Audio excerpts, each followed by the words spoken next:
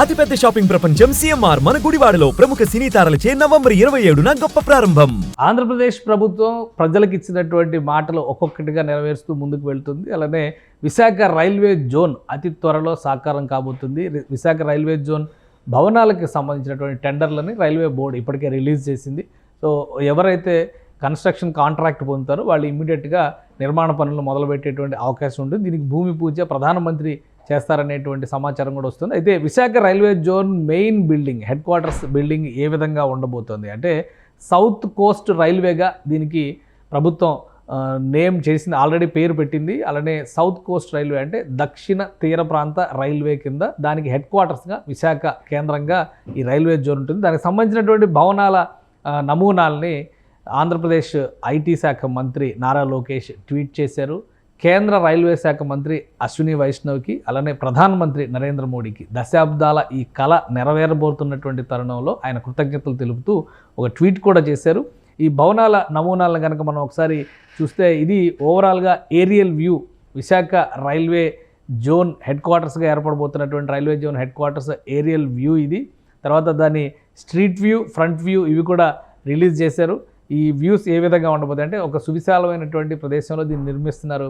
గత ప్రభుత్వం కేటాయించినటువంటి భూమి వరద ముంపు బారిన పడేటువంటి అవకాశం ఉండడంతో వైసీపీ ప్రభుత్వం అంటే జగన్మోహన్ రెడ్డి ముఖ్యమంత్రిగా ఉన్నప్పుడు కేటాయించినటువంటి భూముల్ని రైల్వే శాఖ తిరస్కరించింది. తాజాగా కూటమి ప్రభుత్వం ఏర్పడిన వెంటనే ఈ భూముల కేటాయింపుల పైన ఫోకస్ పెట్టింది. భూములు కేటాయించడం, వాటిని రైల్వే బోర్డు నిపుణుల కమిటీ పరిశీలించడం, వాటిని యాక్సెప్ట్ చేసిన తర్వాత రైల్వే జోన్ ఏర్పాటుకు సంబంధించి ఒక్కొక్క అడుగు ముందుకు పడుతుంది.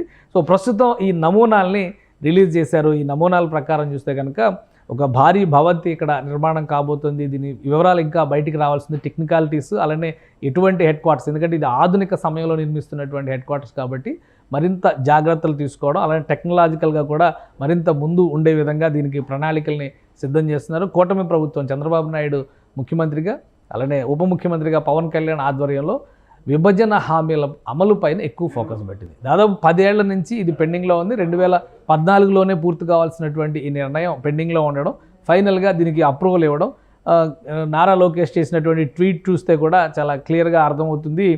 కేంద్ర మంత్రికి, ప్రధానమంత్రికి కూడా ఆయన కృతజ్ఞతలు తెలియజేశారు. అలానే ఇక్కడ మరొక ముఖ్యమైనటువంటి అంశం ఏంటంటే మొత్తం మీద రైల్వే జోన్ విభజన ప్రక్రియను కూడా, రైల్వే జోన్ ఏర్పాటు క్రమంలో విభజనకు కావాల్సినటువంటి అంశాలను కూడా రైల్వే బోర్డు ఇప్పటికే కంప్లీట్ చేసింది.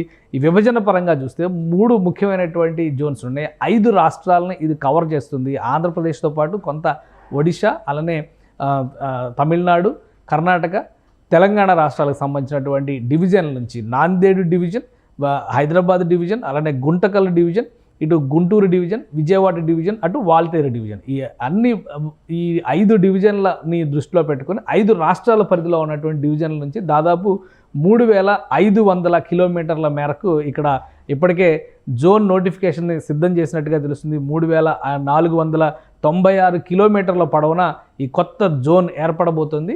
దీనికి హెడ్ క్వార్టర్స్గా ప్రస్తుతం ప్రభుత్వం డిసైడ్ చేసినటువంటి దీనికి హెడ్ క్వార్టర్స్గా విశాఖ కేంద్రంగా ఈ కొత్త భవనాలని నిర్మించబోతున్నారు. ఈ కొత్త భవనాల నిర్మాణం పూర్తయ్యేసరికి టార్గెట్ కూడా కేవలం 11 నెలలే టార్గెట్ పెట్టాలని ఆంధ్రప్రదేశ్ ప్రభుత్వం, ఆంధ్రప్రదేశ్ ముఖ్యమంత్రి విజ్ఞప్తి చేసినట్టుగా సమాచారం ఉంది. అంటే ఏడాదిన్నరలోగా కొత్త భవనాలు అందుబాటులోకి వస్తే ఈ భవనాల కేంద్రంగా పనిచేసేటువంటి అవకాశం, ఈ భవనాలను కేంద్రంగా చేసుకోవడం ద్వారా ఈ రైల్వే జోన్ ఏర్పాటయ్యేటువంటి అవకాశం చాలా స్పష్టంగా కనిపిస్తుంది. మొత్తం 3496 కిలోమీటర్ల మేర సౌత్ కోస్ట్ రైల్వే, దక్షిణ తీర రైల్వే ఏర్పాటు కాబోతుంది.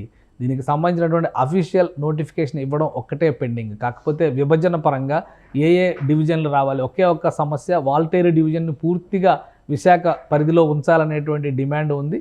అయితే వాల్తేరు డివిజన్ని అటు ఒడిశా, ఆంధ్రప్రదేశ్ మధ్య కొంత పంపకాలు చేయాల్సినటువంటి అవకాశం ఉందనేటువంటి మాటని టెక్నికల్గా రైల్వే అధికారులు ఇచ్చినటువంటి వివరణ ఇది. సో ఆ ఒక్క అంశం తప్ప మిగతా అంతా కూడా ఏర్పాటైంది. స్ట్రక్చర్ పరంగా చూస్తే రైల్వే జోనల్ ఆఫీస్ ఏర్పాటైన తర్వాత అక్కడ ఒక జిఎంని అపాయింట్ చేస్తారు. జిఎం ఆధ్వర్యంలో డివిజనల్ మేనేజర్స్, అంటే ప్రతి డివిజన్కి ఒక మేనేజర్ ఉంటారు. ఆ డివిజనల్ మేనేజర్లు పనిచేస్తారు.